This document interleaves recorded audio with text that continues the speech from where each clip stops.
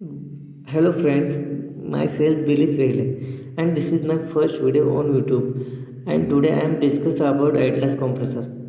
दोस्तों आज हम डिस्कस करने वाले हैं एटलस compressor के बारे में compressor कैसे वर्क करता है और उसके मेन पार्ट्स और उसका फंक्शन क्या है, ये सब की जानकारी हम इस वीडियो में लेने वाले हैं। चलो फिर चलते हैं हमारे अगले पड़ाव पर। ये है कंप्रेसर का डिस्प्ले। इससे हम कंप्रेसर ऑन ऑफ तथा कंप्रेसर में कोई भी फॉल्ट आता है तो सेटिंग में जाकर रीसेट कर सकते हैं। इसके बाद आता है कंप्रेसर के इलेक्ट्रिक पैनल जो कंप्रेसर को चलाता है। इसमें मेन पार्ट्स है module, transformer, fuse, magnetic contactor और ये है मेन सप्लाई RYB जो मेन पैनल से आता है।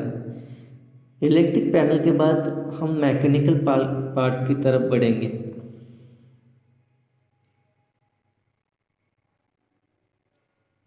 मैकेनिकल पार्ट्स में पहले मेन चीज़ आता है कंप्रेसर का स्क्रू एलिमेंट। सो हम स्क्रू एलिमेंट की तरफ बढ़ेंगे।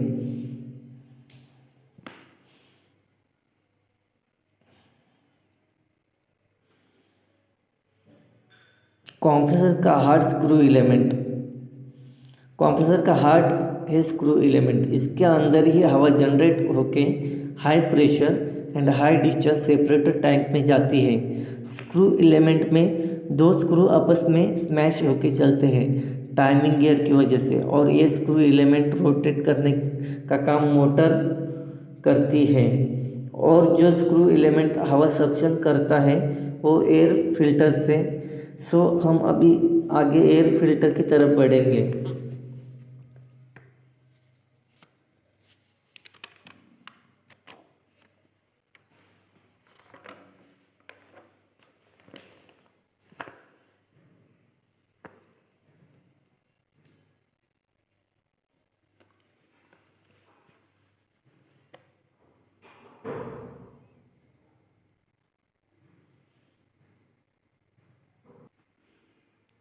इसे कहते हैं एयर फिल्टर, और इसका काम ये है कि जो भी स्क्रू एलिमेंट तक हवा जाती है उसकी डस्ट पार्टिकल एयर फिल्टर में जमा करके प्योर एयर स्क्रू एलिमेंट तक भेजना।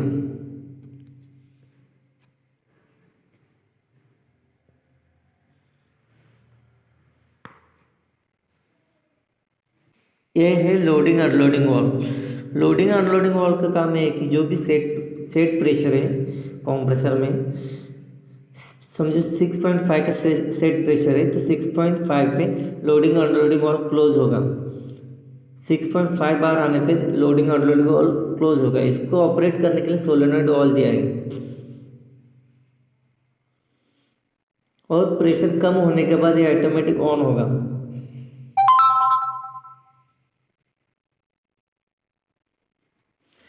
समझो लोडिंग और अनलोडिंग वाल्व बंद होके भी एयर कंप्रेसर का प्रेशर बढ़ रहा है तो अपना लोडिंग अनलोडिंग वाल्व का सर्किट खराब है, ये हम आसानी से पता लगा सकते हैं।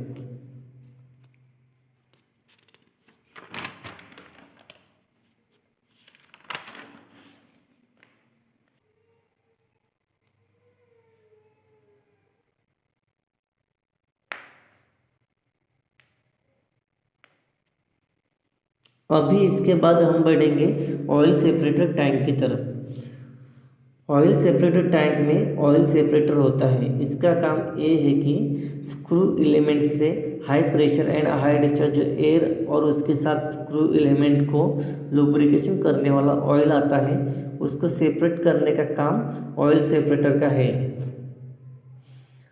अभी आगे हम जाएंगे थर्मोस्टेटिक वाल्व के बारे में जानेंगे। थर्मोस्टेटिक वाल्व का काम ये है कि सेपरेटर टैंक से नॉर्मल या ठंडा ऑयल आता है तो वो oil filter through screw element lubrication को जाता है। अगर ऑयल सेपरेटर टैंक से गर्म आता है तो thermostatic valve through oil cooler radiator में जाता है, और रेडिएटर में फिर ठंडा होके ऑयल थर्मोस्टेटिक वाल्व से ऑयल फिल्टर में और ऑयल फिल्टर से होके स्क्रू एलिमेंट में जाता है।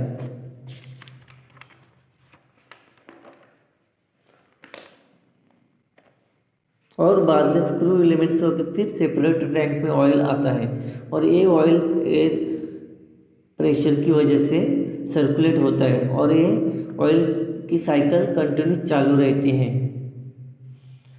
सेपरेटर टैंक के ऊपर जो है उसे कहते हैं मिनिमम प्रेशर वाल्व। इसका काम ये है कि सेपरेटर टैंक में 4 बार से अधिक प्रेशर आने के बाद एयर को डिस्चार्ज करता है। अगर सेपरेटर टैंक में 4 बार से कम प्रेशर आता है तो ये वाल्व ऑटोमेटिक क्लोज हो जाता है।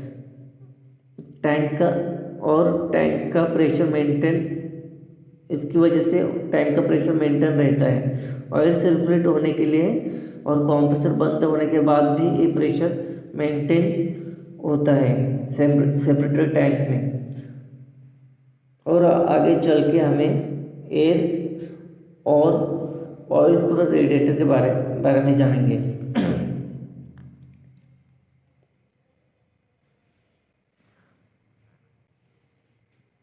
ये 2 लाइन है जो ऑयल कूलर रेडिएटर में जाती है। ब्लू वाली है वो इनलेट है, ब्लैक वाली उसका आउटलेट है, रेडिएटर का आउटलेट है।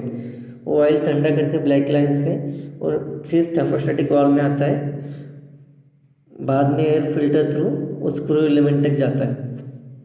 ये है ऑयल कूलर रेडिएटर। जो ऊपर दिख रहा है वो ऑयल कूलर रेडिएटर है, उसके पीछे वाला जो कूलर है वो एयर कूलर रेडिएटर है।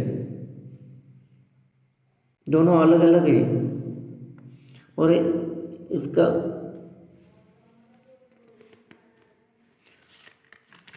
एयर कूलर रेडिएटर और ऑयल कूलर रेडिएटर का काम सेम है। एयर कूलर रेडिएटर एयर को ठंडा करता है, ऑयल कूलर रेडिएटर ऑयल को ठंडा करता है। और ये एयर कूलर रेडिएटर का मेन लाइन है जो रेडिएटर से कनेक्ट है। उसके बाद में वो एयर है वो डिस्चार्ज होकर मेन लाइन में कनेक्ट होती है और मेन लाइन से वो प्लांट ड्रायर में और ड्रायर से रिसीवर टैंक से प्लांट में जाती है।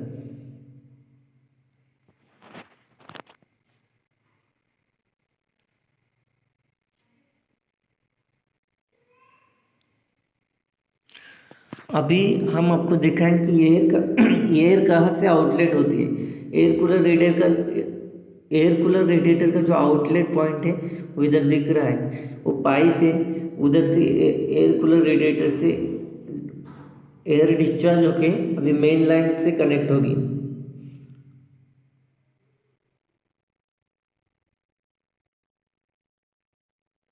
ए लाइन सीधा मेन लाइन से कनेक्ट है और इधर से हवा डिस्चार्ज होके ड्रायर में जाते हैं, ड्रायर से रिसीवर टैंक से अपने प्लांट में जिधर चाहे उधर हम लेके जा सकते हैं एयर को।